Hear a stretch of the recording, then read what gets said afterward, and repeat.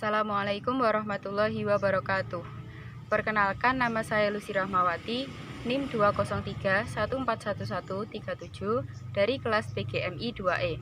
Ada sebuah kalimat motivasi yang berbunyi, "Di atas langit masih ada langit."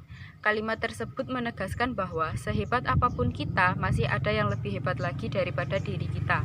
Jadi, kita tidak boleh sombong atas segala sesuatu yang kita miliki.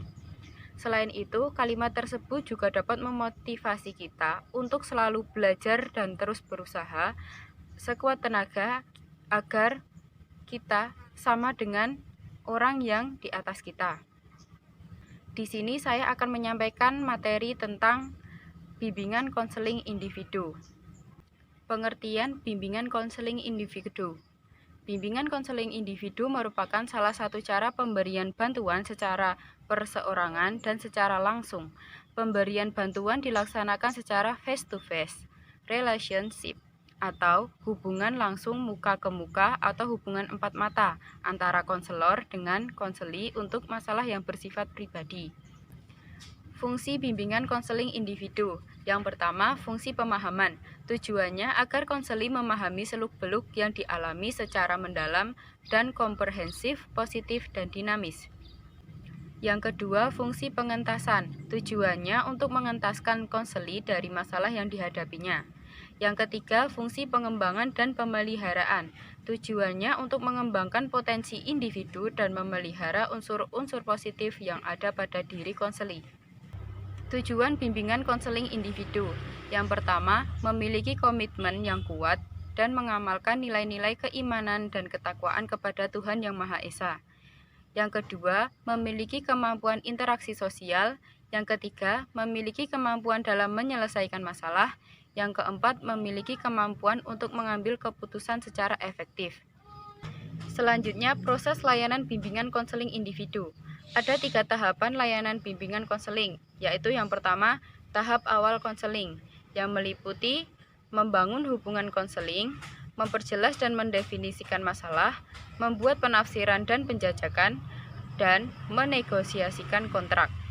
Tahap yang kedua, yaitu tahap pertengahan atau tahap kerja, meliputi menjelajahi dan mengeksplorasi masalah, isu, dan kepedulian konseli lebih jauh, menjaga agar hubungan konseli selalu terpelihara, dan proses konseling agar berjalan sesuai kontrak.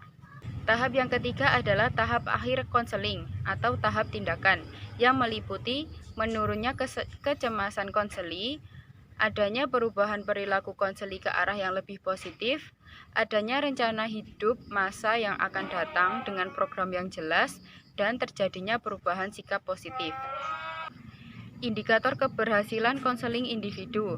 Yang pertama, konseli merasa menyesal atas perbuatan yang telah dilakukan. Yang kedua, konseli termotivasi untuk bangkit lebih rajin belajar. Yang ketiga, konseli meminta nasihat. Yang keempat, menurunnya kecemasan konseli. Dan yang kelima, konseli mempunyai rencana hidup yang praktis, pragmatis, dan berguna. Selanjutnya, faktor pendukung terjadinya bimbingan konseling individu. Menurut Glading, terdapat 5 faktor yang mempengaruhi konseling. Di antaranya, yang pertama, struktur. Diartikan sebagai karakteristik, kondisi, prosedur yang disetujui oleh konselor dan konseli. Yang kedua, inisiatif. Merupakan sikap atau usaha yang dapat memotivasi konseli untuk mempercepat mendapatkan jalan keluar dari suatu permasalahan. Yang ketiga, setting fisik. Suasana yang kondusif perlu diciptakan saat konseling. Yang keempat, kualitas konseli. Yang kelima, kualitas konselor.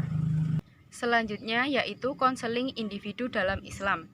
Dalam literatur bahasa Arab, kata konseling disebut al-irsyad atau al-itisyarah, dan kata bimbingan disebut at-taujih.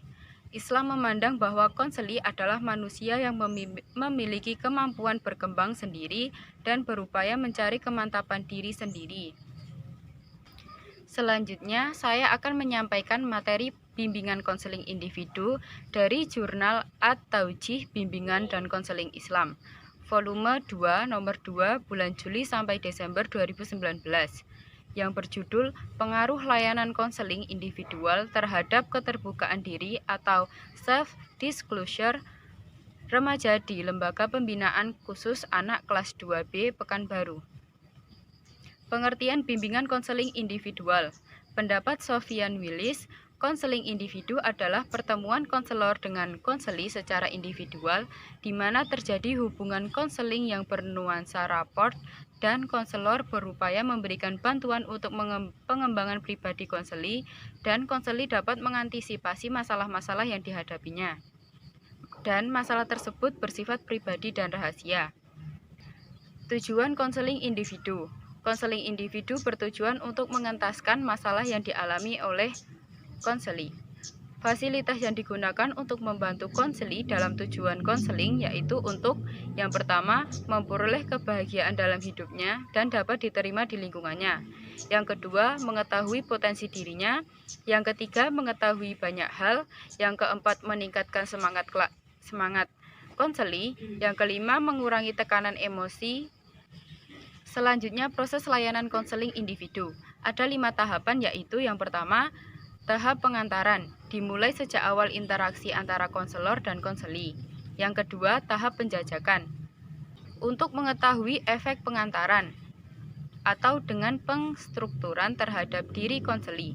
Tahap yang ketiga yaitu tahap penafsiran, memberikan makna secara lebih jauh bahwa melakukan kajian mendalam terhadap informasi dan data yang dihasilkan dalam tahap penjajakan.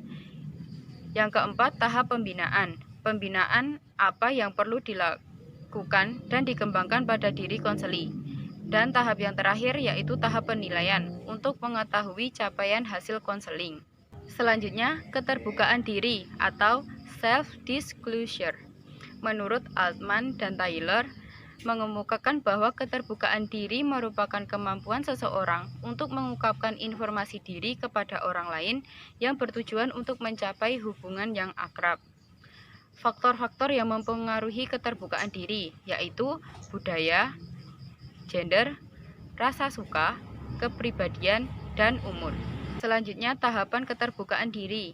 Ada berbagai tahapan proses untuk membuka diri, yaitu yang pertama, pertimbangan akan motivasi melakukan keterbukaan diri. Yang kedua, pertimbangan pantas atau tidaknya keterbukaan diri. Yang ketiga, pertimbangan akan respon terbuka dan jujur. Dan yang terakhir, pertimbangan akan resiko yang mungkin terjadi akibat keterbukaan diri. Jadi kesimpulan dari materi bimbingan konseling individu yang tadi saya sampaikan adalah bimbingan konseling individu merupakan salah satu cara pemberian bantuan secara perseorangan dan secara langsung. Bimbingan konseling ini ditujukan pada individu yang mengalami kesulitan dalam masalah pendidikan, pekerjaan, dan sosial, yang dimana ia tidak dapat memilih dan memutuskan masalah itu sendiri. Fungsi bimbingan konseling individu ada 3. Yang pertama, fungsi pemahaman. Yang kedua, fungsi pengentasan. Yang ketiga, fungsi pengembangan dan pemeliharaan. Untuk tujuan bimbingan konseling individu, yaitu memiliki kemampuan berinteraksi sosial dan memiliki kemampuan dalam menyelesaikan masalah. Ada 3 tahapan layanan bimbingan konseling, yaitu yang pertama tahap awal konseling, yang kedua tahap pertengahan atau tahap kerja, yang ketiga tahap akhir konseling atau tahap tindakan. Mungkin itu saja yang dapat saya sampaikan, kurang lebihnya saya mohon maaf. Wassalamualaikum warahmatullahi wabarakatuh.